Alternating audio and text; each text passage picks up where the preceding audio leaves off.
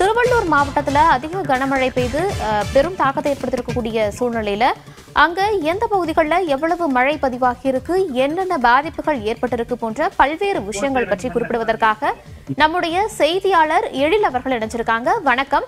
தற்போது நீங்க எந்த பகுதியில இருக்கீங்க? திருவள்ளூர்ல மழையை பொறுத்த வரைக்கும் அதிகமாகவே இருந்தது. என்ன நிலவரம் என்பது குறித்து விரிவாக சொல்லுங்க. திருவள்ளூர் மாவட்டத்தில் கடந்த 24 மணி நேரத்தில் பொன்னேரியில் 20 சென்டிமீட்டர் மழை பெய்திருக்கிறது. பொன்னேரி சுற்றியுள்ள இருக்கக்கூடிய பகுதிகள் மீஞ்சூர், அதே போல காரனோடை உள்ளிட்ட பகுதிகளில் அந்த மழை அதிகமாக பதிவாகியிருக்கிறது. குறிப்பாக பொன்னேரியில் 20 சென்டிமீட்டரும், செங்குன்றத்தில் 18.5 சென்டிமீட்டர் மழையும் பதிவாகியிருக்கிறது. அதே போல அதிகபட்சமாக 17 சென்டிமீட்டர் கும்மிடிப்பூண்டியில் மட்டுமே 17 சென்டிமீட்டர் மழை பதிவாகியிருக்கிறது. சோழவரத்தில் 14 சென்டிமீட்டர் பதிவாகியிருக்கிறது. இப்படி மாவட்டம் முழுவதுமே பெரும்பாலான இடங்களில் மிக கனமழை பெய்திருக்கிறது. இது மட்டும் இல்லாமல் சென்னைக்கு குடிநீர் வழங்கக்கூடிய ஏரிகளுக்கும் நீர்வரத்து அதிகரித்து வருகிறது. இது ஒரு புறம் இருக்க பல்வேறு இடங்களில் தண்ணீர் சூழப்பட்டிருக்கிறது. குறிப்பாக மீஞ்சூர் அடுத்த கல்பாக்கம் நரிக்குறவர் குடியிருப்பு பகுதியில் தண்ணீர் சூழப்பட்டிருக்கிறது. அங்கு 100க்கும் மேற்பட்ட குடியிருப்புகள் இருக்கிறது. அந்த குடியிருப்புகளில் வசிக்கக்கூடிய அந்த நரிக்குறவர்கள் இந்த மழை காரணமாக அங்கிருந்து வெளியேறக்கூடிய காட்சிகளையும் நாம் பார்க்க முடிகிறது. அங்கிருந்து அவர்கள் வெளியேறி அருகில் இருக்கக்கூடிய மீஞ்சூர் பகுதியில் கடைகளில் தஞ்சம் அடைந்திருக்கிறார்கள். ஆனாலும் கடைகளை திறப்பதற்காக அந்த கடைக்காரர்களும் அங்கிருந்து அவர்களை வெளியே அனுப்பக்கூடிய நிலையும் ஏற்பட்டிருக்கிறது. அதனால் தங்களுக்கு போதிய வசதி இல்லை. அதாவது வீடுகள் முழுவதுமே தண்ணீர் சூழ்ந்திருக்கிறது. வீடுகளுக்கு உள்ளாக தண்ணீர் சூழ்ந்திருக்கிறது.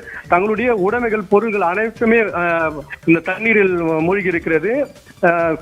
இரவிலிருந்து சாப்பாடு உணவுக்கு வழி இல்லை என்றும், இதனால் வெளியில் வந்து இந்த கடையில் தஞ்சமடைந்து வெளியில் கடையில் வாங்கி சாப்பிடக்கூடிய ஒரு நிலை ஏற்பட்டிருப்பதாகவும் தெரிவித்திருக்கிறார்கள்.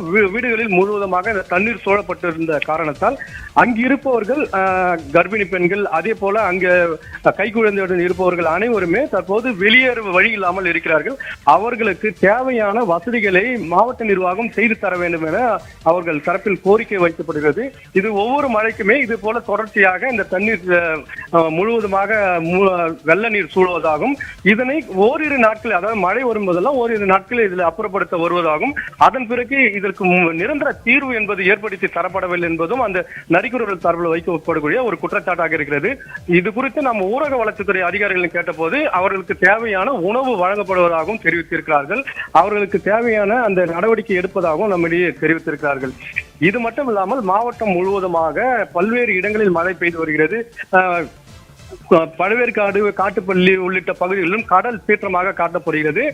தரைக்காற்று 55 கிலோமீட்டர் வேகத்தில் வீசுவதால் மீனவர்கள் இன்றைக்கு 9வது நாளாக மீன் பிடிக்க செல்லவில்லை.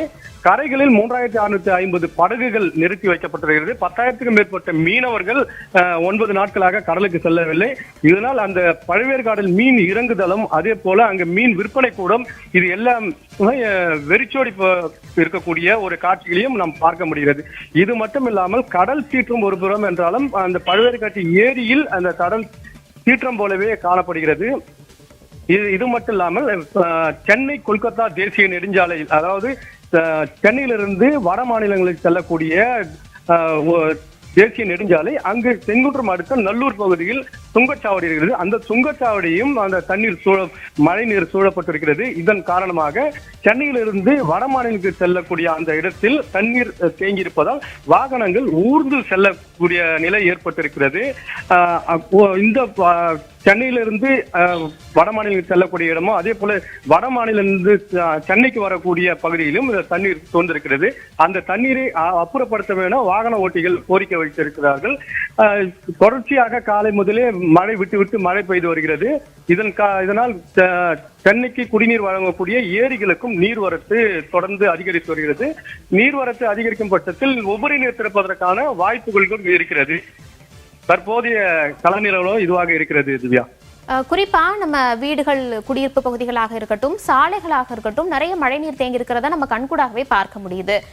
கடும் சிரமத்திற்கு மக்கள் ஆளாகி இருக்கக்கூடிய நிலையில உடனடியாக அந்த தண்ணீரை வெளியேற்றுவதற்கான ஏதேனும் நடவடிக்கைகள் எடுக்கப்பட்டிருக்கா இதுவரைக்கும்? இது குறித்து அதிகாரிகள் ஏதாவது ஒரு அறிவிப்பை சொல்லியிருக்காங்களா?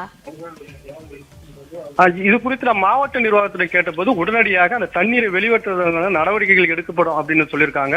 இப்போ மீஞ்சூர் கல்பாக்கம் நரிக்குறல் குடியிருப்பு பகுதியில் ஊரக வளர்ச்சித்துறை தொடர்பு கொண்டு கேட்டதற்கு முதற்கட்டமாக அவர்களுக்கு உணவு வழங்கப்படும், அடுத்த கட்டமாக அந்த இடத்தில் தண்ணீரை அகற்றுவதற்கான நடவடிக்கை எடுக்கப்படும் அப்படின்னு சொல்லியிருக்காங்க. அதே போல நெடுஞ்சாலை தேசிய நெடுஞ்சாலையில் இருக்கக்கூடிய தண்ணீரை அகற்றுவதற்கான அந்த நடவடிக்கை எடுக்கப்படும் சொல்லியிருக்காங்க. இப்படி தண்ணீர் தேங்கியுள்ள இடங்களில் உடனடியாக ஜேசிபிகளை வைத்து அதே போல மோட்டார்களை வைத்து அந்த தண்ணீரை வெளியேற்றுவதற்கான நடவடிக்கை எடுக்கப்படும் சொல்லியிருக்காங்க. நேற்று கூட நம்ம பார்க்கலாம், நேற்று பொன்னேரியில் கனமழை பெய்ததுல சிறுவாய்ப்பாடி ரயில்வே மேம்பாலத்தை கீழே தண்ணி தேங்கிச்சு. அந்த தண்ணியை உடனடியாக நெடுஞ்சாலைத்துறை அப்புறப்படுத்தினாங்க. தொடர்ந்து மழை பெய்யும் போதெல்லாம் அந்த இடத்துல இது போல ஒரு தண்ணி தேங்கக்கூடிய ஒரு நிலை ஏற்படுது. உடனடியாக அதை அப்புறப்படுத்தி வராங்க. ஆனாலும் அது தொடர்ச்சியாக ஒரு நிரந்தர தீர்வு ஏற்படுத்தி தரணும் அப்படின்றது பொதுமக்களோட கோரிக்கையா இருக்கு.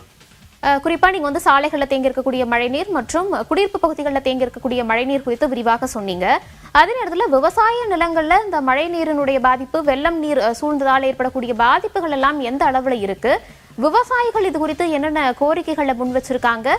அரசு தரப்புல இருந்து ஏதாவது நிவாரணம் அறிவிக்கப்பட்டிருக்கா?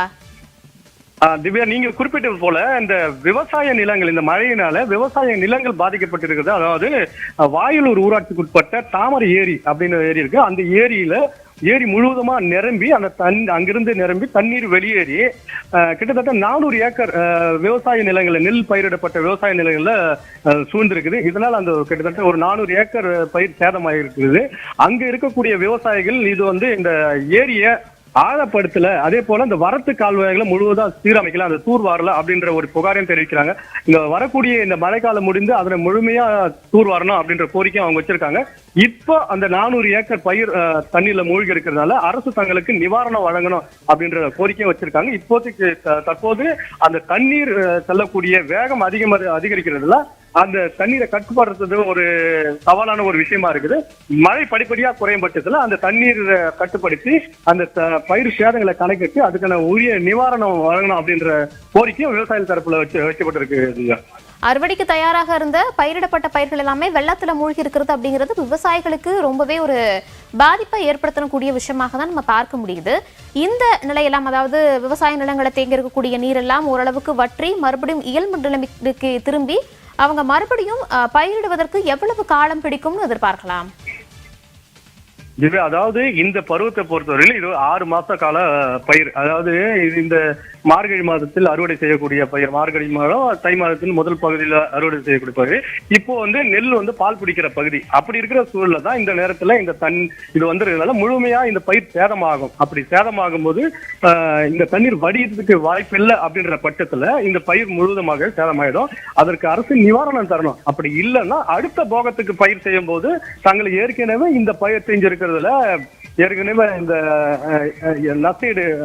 நஷ்டமாயிருக்குது. மறுபடியும் செய்யறதுக்கு நம்ம மறுபடியும் ஒரு கடன் வாங்கி தான் செய்யணும். இது ஏற்கனவே வாங்கியிருக்கிற கடன் ஒரு பொருள்னாலும் அடுத்த பயிர் செய்யும் போது, அடுத்த கட்ட பருவத்துக்கு பயிர் செய்யும் போது மறுபடியும் நாங்க பயிருக்கு கடன் வாங்கி தான் செய்யக்கூடிய சூழல் இருக்குது. அதனால அரசு இந்த பயிருக்கு இழப்பீடு கொடுக்கணும்.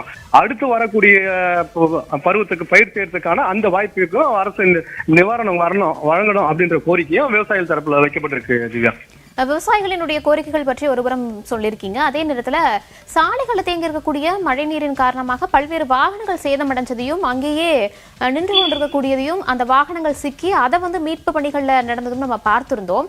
இதனையடுத்து அந்த பகுதிகளில் மழைநீர் எல்லாம் எப்போது வடிவதற்கான வாய்ப்புகள் அப்படிங்கிறது இருக்கு. அதே நேரத்தில் பகுதியில் உயிரிழப்புகள், கால்நடைகள் அந்த சேதம், இது எல்லாமே ஏதாவது கணக்கெடுப்பு அப்படிங்கிறது நடந்திருக்கா? அதாவது பொதுவாகவே அந்த தொடர்ந்து இந்த பரவலாக மழை பெய்து வந்த நிலையில் நேற்று மதியம் முதலே மிக கனமழை பெய்தது. இந்த கனமழை காரணமாக தான் அதிகபட்சமாக திருவள்ளூர் மாவட்டத்திலே பொன்னேரியில் 20 சென்டிமீட்டர் மழை பெய்தது. இதில் பல்வேறு இடங்களில் தாழ்வான பகுதிகளில் மழை நீர் தேங்கியது. குறிப்பா சாலைகளில் தண்ணீர் தேங்கி வாகன ஓட்டிகள் அவதி அடைந்து வர அவ்வப்போது அந்த தண்ணி எடுத்தாலும் கூட அந்த தண்ணி முழுமையா எடுக்க முடியல. ஏன்னா தண்ணி எடுக்கிறதுக்கான அந்த நடவடிக்கைகள் எடுத்தாலும் கூட தொடர்ந்து மழை பெஞ்சிட்டே வருது. மறுபடியும் அந்த தண்ணி எடுக்க வேண்டிய ஒரு சூழல் இருக்குது. இதனால வாகன ஓட்டிகள் இந்த புறத்திலிருந்து மறுபுறம் செல்லும் போது அந்த தண்ணீர் கடந்து தான் செல்ல, கிட்டத்தட்ட அந்த இருசக்கர வாகனங்கள் பாதிக்கு மேல் மூழ்கி செல்ல வேண்டிய சூழல் இருக்குது. அதனால அந்த இன்ஜின்ல அந்த புகைப்போக்கிலையும் தண்ணி போயிடுறதுனால அந்த வாகனங்கள் பழுதாகி நிற்கக்கூடிய ஒரு நிலையை ஏற்பட்டது.